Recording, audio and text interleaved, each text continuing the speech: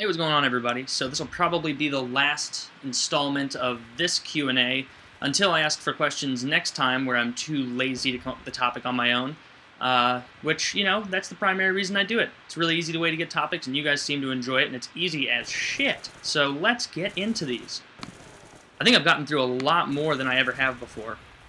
Okay, Trace Cinco, holiday season as an atheist. My holiday season is pretty much exactly the same as everybody else's. I don't understand why people even still kind of get a little bit pissy, or some people do at least, if you say Happy Holidays instead of Merry Christmas. I never even thought of Happy Holidays meaning like Merry Christmas, Happy Kwanzaa, like Happy Hanukkah and all that stuff. I always thought you said Happy Holidays because it's like, oh, there's New Year's and there's Christmas, holidays, so you just say it for both. That's what I thought, but whatever.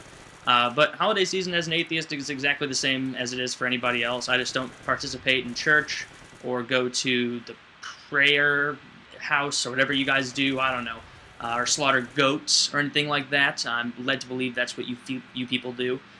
So yeah, it's pretty much the exact same thing.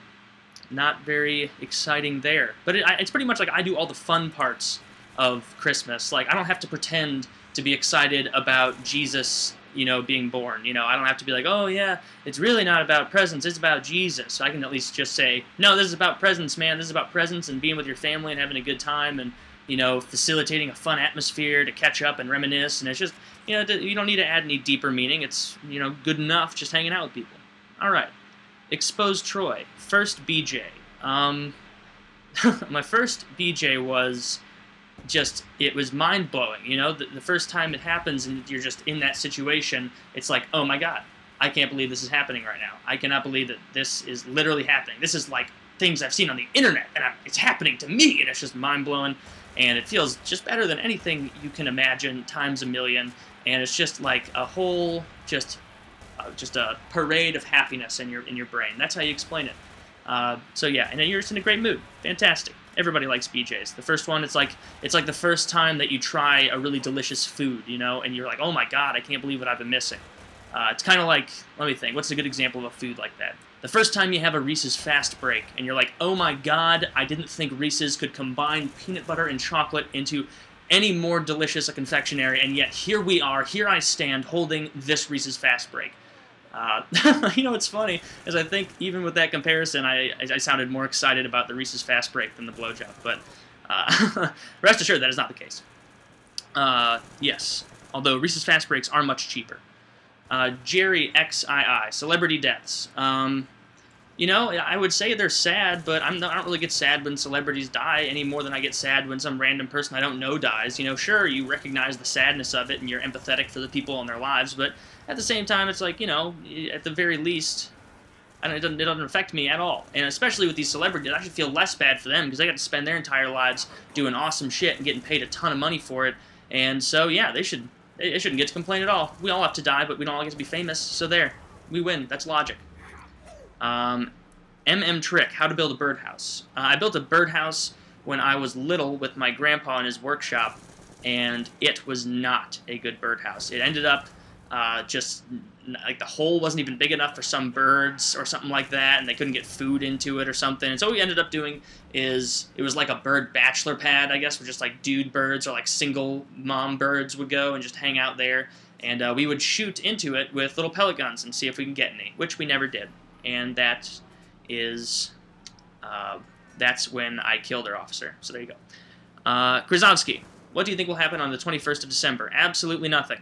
Nothing. I'm going to have to do a whole video about that, because I just, every once in a while, I'll tweet out for topics, and there's just one thing that's overwhelmingly requested, and for some reason, a lot of people want me to talk about December 21st. So maybe I will. Maybe I'll string together some bullshit and, spout nonsense on that as well.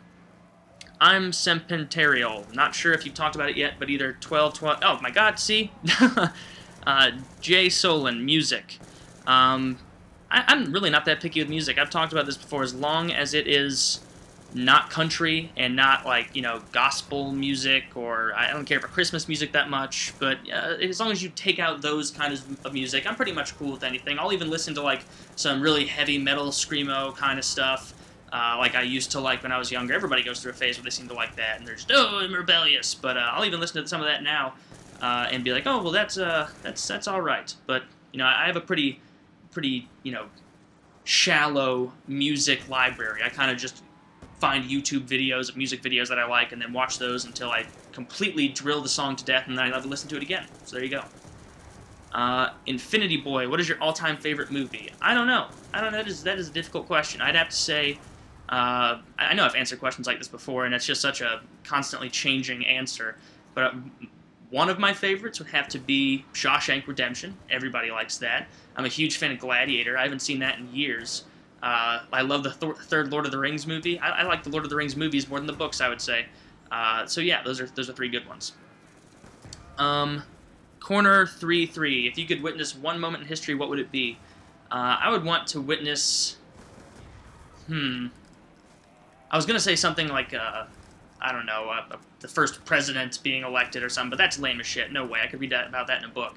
I want to see the first just huge T-Rex attack. Like, I'm sure that giant T-Rexes fought each other back then. I want to see the biggest T-Rex fight ever. The biggest, longest, best T-Rex fight. Record it, come back to the present, upload it, hella's views, hella's subs, all these peeps in the scientific community asking me, oh my god, can't believe you were back then. What was it like? I'll be like, it was no big deal. Just watch these T-Rexes fighting. Pretty much sums up everything I saw when I was there. So that's the answer. A triple kill. I'll wait till next time, thanks for that option. Okay. Another person who wants me to talk about December 21st. Another person for December 21st. Jesus, titties. You guys just can't get enough. Papaya Fire, your thoughts on drinking alcohol in high school. This is one of those things where I could just say, oh, you should never ever drink ever unless you're 21. But that's just one of those pieces of advice that, nobody really means because they understand that drinking, at least in the United States, drinking underage, that's kind of a part of growing up. Everybody does it. I don't know a single person in my life who waited until they were 21 to drink, if they were going to start drinking at all. Sure, there are people who are like, oh, I don't want to start drinking, but that's aside the point. So I think that, just like anything, you should be smart about it. If you're like a 15-year-old freshman or something, just avoid it. Nothing good is going to come of it. Just don't worry about that. Work on beefing up, hitting the gym, getting good at a sport, and yes, those are all the things that are important. And acing all those exams so you can get into a good college. But no, that was a lame answer.